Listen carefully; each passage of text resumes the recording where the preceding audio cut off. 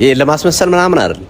ያው ይሄ ለማምለጥ ምናምን አይደለም። ደጋፊዎች ይቀየሙኛል ምናምን ብዬ አስቤ አይደለም። ግን እሺ ዛሬ ጤና ይስጥልኝ ከማን ጋር አማን እንዴት ናችሁ? ክቡራትና ክቡራን አድማጮቻችን ይህ ነው ቤክ ነው ሶፎንያስ እንደሆነ ትርታ ሲዲ ስፖርት እያያችሁ ነው የምናመጣው። እንግስት ጋዜጠኛ ወጣት ጋዜጠኛ ሶፎንያስ እንዲሆን ይዤላችሁ መጥቻለሁ። ሶፊ ሳገኙ ደስ ብሎኛል።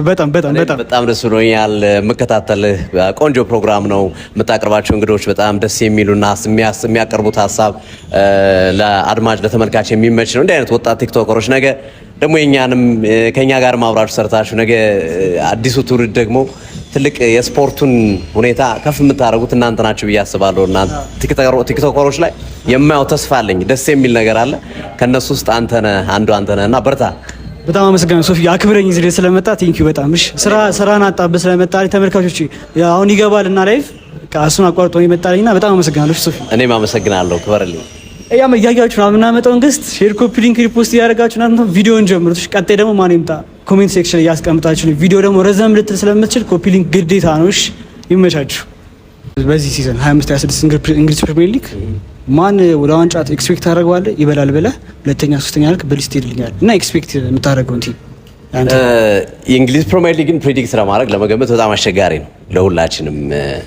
ግን ያው የፕሮግራም ፎርማት ስለሆነ አሁን ላይ የሚሰማኝን ስሜቶች ለማንጸባረቅ እወዳለሁ።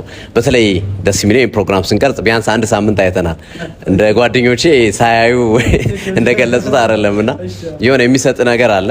በዚህ ሳምንት ባየሁት አቋም የሊጉ ምርጥ ቡድን ብዬ የተመለከተው የጋርዲዮላው ሲቲ ነው። ከዛ ውጪ እንግዲህ ማንቸስተር ዩናይትድ ያደረገው እንቅስቃሴ በጣም አስደምሞኛል። ያልጠበቁት ነገር ሆኖ ተመልክቼዋለሁ። የአርሰናል የመከላከል ሶሊድ የመከላከል አቅም በጣም የሚያስገርም ሆኖ ተመልክቼዋለሁ። ሊቨርፑልም ገና ያልተዋሃደ ቡድን ቢሆንም ግን እየተዋሃደ ሲመጣ ትልቅ ነገር መስራት እንደሚቻል አይተናል። ቼልሲ የልምድ እጥረት ያለበት ቡድን እንደሆነ አስባለሁ። በእኔ እምነት መጀመሪያ ላይ አርሰናልና ሊቨርፑልን ነበር የምገምተው ውድድሩ ከመጀመሩ በፊት። አሁን ግን ከተመለከትኩትና ካየኋቸው ነገር አንጻር ለማንቸስተር ሲቲን ብዙዎቹ እየገመት ነው አልነበረም። አምና ካሳየው አቋም አንጻር ብዙ ግምታችን አነስ ያለ ነበረ። ግን አዳዲሶቹ ፈራሚዎች እና ኤትኖሪ ቲያን ራይንደርስ እያደረጉት ያለው እንቅስቃሴ የማይታመንና ድንቅ ነው። በዚሁ ይቀጥላሉ የሚለው ጥያቄ ብቻ ነው መልስ ማግኘት የሚገባውና ለእኔ ማንቸስተር ሲቲ፣ አርሰናል፣ ሊቨርፑልን አስቀምጣለሁ። አሁን ባለው ሂደት አንደኛ ማንቸስተር ሲቲ፣ ሁለተኛ አርሰናል፣ ሶስተኛ ሊቨርፑል ያጠናቀቃሉ የሚል ግምት ነው ያለኝ። ሰርፕራይዝ ቲም የምትለው ላይ ራስ እንግዲህ በዘንድሮ የውድድር ዓመት ሜቢ እንግዲህ እንደ ሰርፕራይዝ ቲም ሊሆን የሚችለው ያው አምና ካሳየው አቋም አንጻር ማንቸስተር ዩናይትድ ነው። አሰልጣኝ ሮብን አሞሪም በሁለት ቅያሬዎች ብቻ ነው ቡድኑን የቀየሩት። በሁለት ቅያሬዎች ብቻ ቀይረውታል። ተጨማሪ እነ ሼሽኮ እየተዋዱ ሲመጡ ግብ ጠባቂ ካስፈረሙ እና የቀሩትን ክፍተቶች መሙላት ከቻለ ማንቸስተር ዩናይትድ ክስተት ሊሆን ይችላል፣ ያልተጠበቀ ነገር ሊያስመለክተን ይችላል ከሚሉት ወገኖች ነኝ እኔ። በተጨማሪ ሰሞኑን አይተናል። ሰኞ ዕለት ምሽት ሊድስ ዩናይትድ ከኤቨርተን አዲስ ያደጉትም ክለቦች ቀላል እንዳልሆኑ ተመልክተናል። ሊድስ ዩናይትድ ያሳየው እንቅስቃሴ ድንቁ ነው ተመልክቼዋለሁ። እና ያው ነኖቲንጋም ምናምን የሚጠበቁ ስለነበር ምናምን ስላሳዩ በዚህ ነው የምመለከተው እንጂ ላይክ የማንቸስተር አቋም ቶፕ 4 አይገባውም ታስባለህ? እንደ ሰኞ ባለፈው ዕለት እንዳየነው አጫውት ዲዘርቭድ ቶፕ 4 ዲዘርቭ የሚያደርግ አቋም ነው ያሳየን።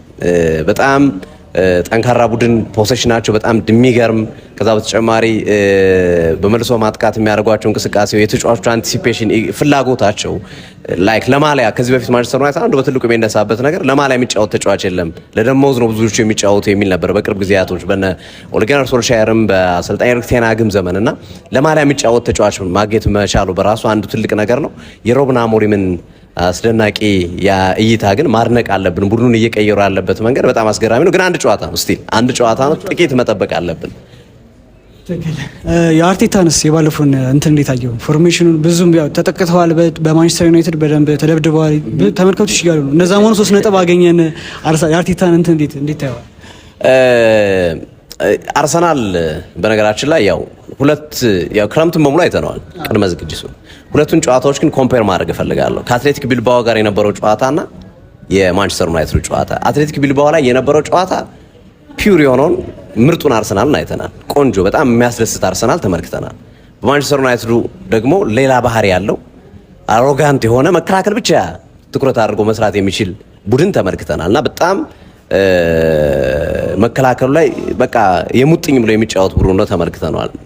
ያው በሊጉ የሚነሱ ነገሮች አሉ። በእንግሊዝ ፕሪሚየር ሊግ የማጥቃት ባህሪ ብቻ ዋንጫ ያመጣልም፣ የመከላከል አቅምህም ለዋንጫ ትልቅ አስተዋጽኦ ያደርጋልና ይሄንን ማጣጣል የለብንም። ማለት እኔ ብዙ ጊዜ የሚነሱ ነገሮች አሉ። መከላከልም ጥበብ ነው፣ ማጥቃትም ጥበብ ነው። ሁለቱን አመጣጥ ነው የሚሄድ ግን ዋንጫ ይወስዳል። በሁለቱም የተሻለ ቡድን ዋንጫ የመውሰድ እድል አለው ብዬ አስባለሁ።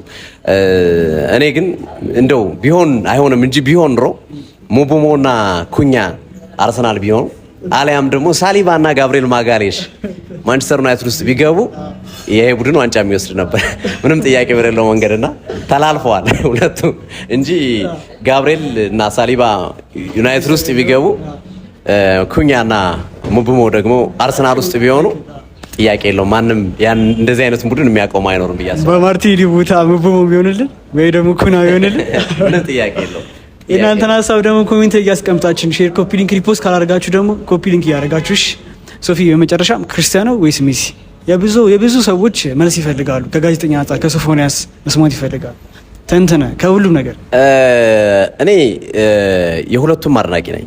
ይሄ ለማስመሰል ምናምን አይደለም፣ ያው ይሄ ለማምለጥ ምናምን አይደለም። ደጋፊዎች ይቀየሙኛል ምናምን ብዬ አስቤ አይደለም። ግን ሁለቱም የተለያየ እንትን ያላቸው ሰዎች ናቸው። ሜሲ በቃ ታለንት ነው፣ በተፈጥሮ የተሰጠው ሰው ነው። ሮናልዶ ለፍቶ ደክሞ ያመጣ ሰው ነው። እኔ ሁለቱም ያዝናኑኛል። ሁለቱንም መመልከት እኩል ነው የሚያስደስተኝ እውነት ለመናገር ማለት ነውና ሜሲና ሮናልዶ ለዚህ ትውልድ የተሰጡ ስጦታዎች ነው። እግር ኳስ ለምንወድ ለዚህ ትውልድ የተሰጡ ምርጥ ስጦታዎች ናቸው ብዬ ነው የማስበውና በየትኛው ወይ ፓራሜትር ፍጠርልኝና መለኪያ መንገድ በዚህ ማን ይበልጣል በለኝና እንደሱ ላድርግልህ እንጂ እኔ ለሁለቱም በጣም የተለየ ክብርና ፍቅር ነው ያለኝ። የሚያመዛዝኑት አብዛኛው ሰዎቹ ታለንትንና ወርክ ሬትን ነው በብዙ ጊዜ መለያቸው የሚያደርጉት። ከትሮፊ ካገኙት ቁጥራዊ መረጃ አንጻር ሁለቱም ስላላቸው ስላስመዘገቡ እሱን እንደሆነ ከዛ አንጻር ከተፈጥሮና ከወርክ ሬቱ አንጻር ያው ምንም ከልፋት ከድካም አንጻር ሮናልዶ ለብዙዎች ምሳሌ ነው። ነገም እግር ኳስ ተጫዋችም መሆን ለሚፈልጉ ሮናልዶ ምሳሌያቸው ነው ብዬ አስባለሁ። ምክንያቱም እሱ ብዙ ይለፋል፣ ብዙ ይደክማል። ከብዙ ልፋት ድካም ነው ይህን ውጤት ያመጣው። ሜሲ ደግሞ ታለንት ነው። ታለንት በቃ ፈጣሪ ነው የሚሰጥ። ምንም ልታደርገው አይችልም። ልታሳድገው ትችላለህ ታለንት፣ ወይም ደግሞ በራስ እንዝላልነት ልጥለው ትችላለህ ታለንትን ተሰጥኦውን። ግን ሜሲ በተፈጥሮ የተሰጠው ሰው ነው። ስለዚህ ሜሲ ላይክ እንደ ፈጣሪ ስጦታ ብለን ነው የምናስበው። ሮናልዶ ደግሞ በልፋቱ በድካሙ የመጣ ነው የሚል እምነት ነው ያለኝ እኔ። እንግዲህ የሱፊን አስቴት እንደሰማችሁት ነው። እናንተን ሀሳብ ኮሜንት ላይ አስቀምጡልኝ። ምን ይጨመር እስቲ፣ ምን ደግሞ ይቀነስልኝ? ሼር፣ ኮፒ ሊንክ፣ ሪፖስት ያደረጋችሁ የነ ሶፊንም አካውንት ከስራ አስቀምጣለን። ፎሎ እያደረጋችሁ ይመቻችሁ።